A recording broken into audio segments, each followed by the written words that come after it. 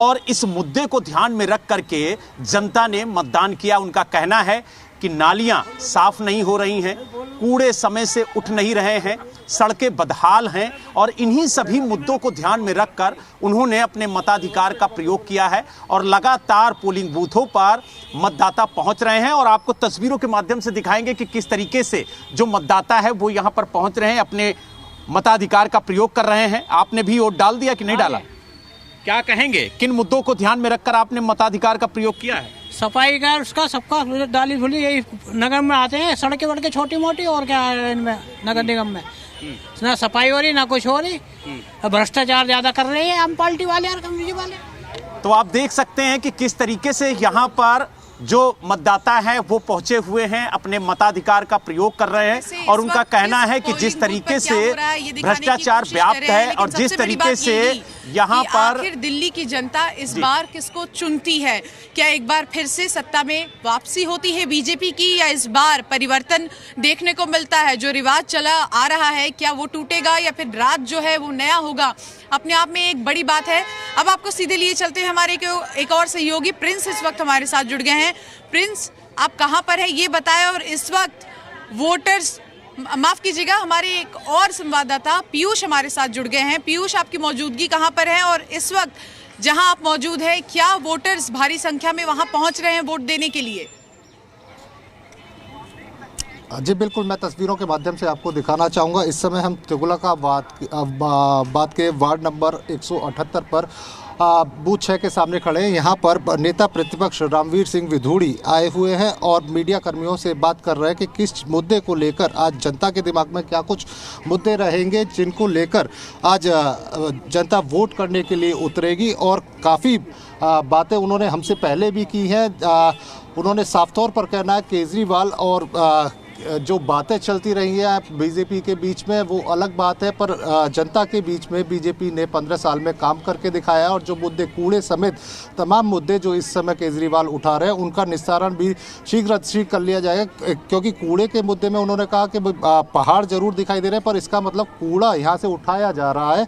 तो कहीं ना कहीं अपनी दूसरे के मुद्दे को उन्हीं के मुद्दों पर घेरते हुए जरूर नजर आ रहे हैं। पर ये अब जनता, क्योंकि वो वक्त निकल चुका है जब ये सारी बातें कही जानी थी, अब जनता मूड बना चुकी है, मन बना चुकी है। अब भविष्य तय करेगी 250 वार्डों पर उम्मीदवारों का, और वो ईवीएम में शाम तक 5 बजे तक वोटिंग चलेगी, उसमें कैद हो जाएगा। तो कहीं ना कहीं जो बातें हैं जो नेताओं के बीच से जानी चाहिए थी वो अब निकल चुकी है। अब जनता मन बना चुकी है और वोट देने के लिए उतर चुकी है। और यहाँ आप काफ़ी संख्या में देख सकते हैं ये मॉडल बूथ बनाया गया है। यहाँ की तस्वीरें दिखाना चाहूँगा। यहाँ पर waiting launch, first aid box और BLO बूथ के साथ में गुब्बारे लगा के ये बूथ को सजाया गया है। और भारी संख्या में बुजुर्ग की बात करें, युवाओं की बात करें या फिर कामगार पुरुषों की बात करें तो काफ़ी संख्या में यहाँ पर लोग आ रहे हैं और अपनी अपनी बारी से वोट डाल रहे हैं। यहाँ बड़ी संख्या में बुजुर्ग महिलाएं भी घर से बाहर निकली क्योंकि छुट्टी का दिन है और लोग भारी संख्या में वोट डालने के लिए बाहर निकले। तो ऐसे में लगता है कि अभी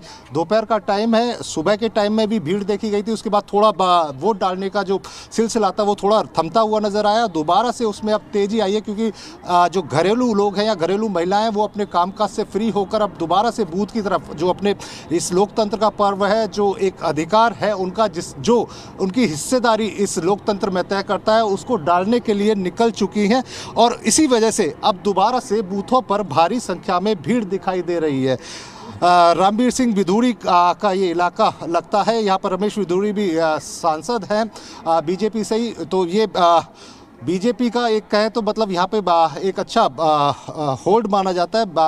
बावजूद इसके लोगों के बीच में तमाम तरीके के मुद्दे हैं जिनको लेकर वो वोट करने के लिए निकल रहे हैं और वो पहले से ही मन बना चुके हैं कि किसको वोट करना है। क्योंकि जो नेताओं के द्वारा बातें उन तक पहुंचाई जानी थी, जो वादे किए जाने थे या जो उनको एक मैनिफेस्टो कहें या जो भी कुछ उनके बीच में पहुंचाया गया कि जो भी वादे पहुंचाए गए उनको पूरा करने पे वो कितना खरा उतरेंगे, उसके लिए जनता ने अब मन बना ही लिया है। और उन मुद्दों को लेकर अब जनता अपने वोटिंग सेंटर तक पहुँच रही है और वोट डाल रही है। पीयूष, लौटेंगे आपके पास, लेकिन देखिए वाकई ये देखना होगा कि आज जो वोट परसेंटेज है वो आखिर में कितना होता है, क्योंकि अपील लगातार सरकार की ओर से की जा रही है और जी मीडिया के माध्यम से हम भी लगातार अपने दर्शकों को से ये अपील कर रहे हैं कि छुट्टी का दिन है, शॉपिंग बाद में कीजिएगा, लेकिन पहले आप आकर अपना मतदान कीजिएगा, क्योंकि ये आपका अधिकार है। एक तस्वीर आपको दिखाने की कोशिश करेंगे। देखिए, यमुना विहार का ये इलाका है और एक पोलिंग सेंटर पर हमारी मौजूदगी है। लगातार सुबह से ही हम यहाँ देख रहे हैं कि वोटर भारी संख्या में पहुंच रहे हैं और खुशी इस बात की है वोटरों के चेहरे पर कि देखिए, हम वोट डालने आ रहे हैं, ये हमारा अधिकार है, लेकिन जिन मुद्दों की राजनीति होनी चाहिए राजनेता वो होने नहीं देते हैं।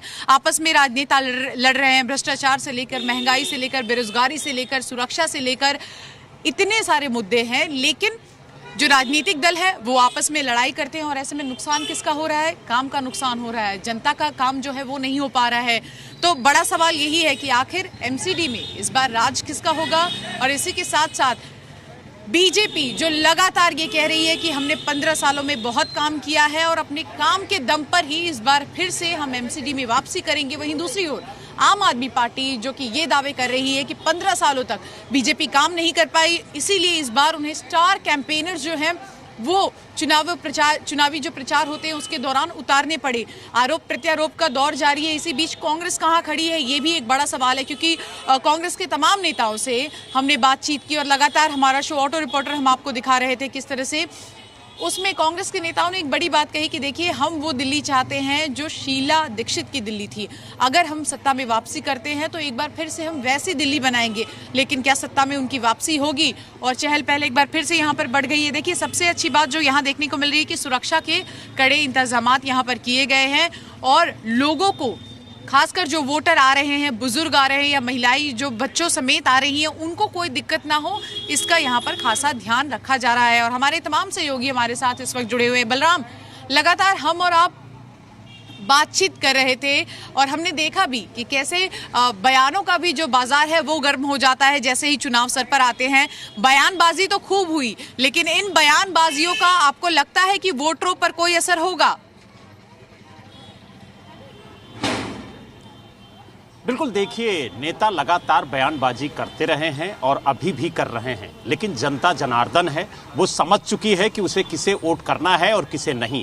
यही वजह है कि आज सुबह से ही पोलिंग बूथों पर मतदाताओं की लंबी भीड़ देखने को मिली है और ऐसा लग रहा है कि इस बार जो मतदाता है वो काफी ज्यादा जागरूक नजर आ रहे हैं और उनकी जो सोच है वो सामने नजर आ रही है कि वो मन बना चुके हैं कि इस बार हमें भारी संख्या में मतदान करना है ताकि एक बेहतर सरकार वो एमसीडी में चुन सके, जो उनके विकास कार्यों को करे, जो उनके सपनों को पूरा करे। और हम इस वक्त वार्ड नंबर 215 में मौजूद है और यहां पर आपको दिखाएंगे कि किस तरीके से जनता जनार्दन पहुंच रही है। यहां पर मतदान करने के लिए भारी संख्या में युवा भी पहुंच रहे हैं और जो सीनियर सिटीजन है वो भी यहां पर पहुंच रहे हैं। इसके अलावा महिलाएं भी इस बार भारी संख्या में मतदान करने के लिए घरों से निकली हैं। ये बड़ी बात है, क्योंकि अक्सर देखा गया है कि जो महिलाएं हैं वो बेहद कम निकलती हैं घरों से, लेकिन इस बार पोलिंग बूथों पर महिलाओं की जो संख्या है वो काफी ज्यादा नजर आ रही है। इससे उम्मीद जताई जा रही है कि इस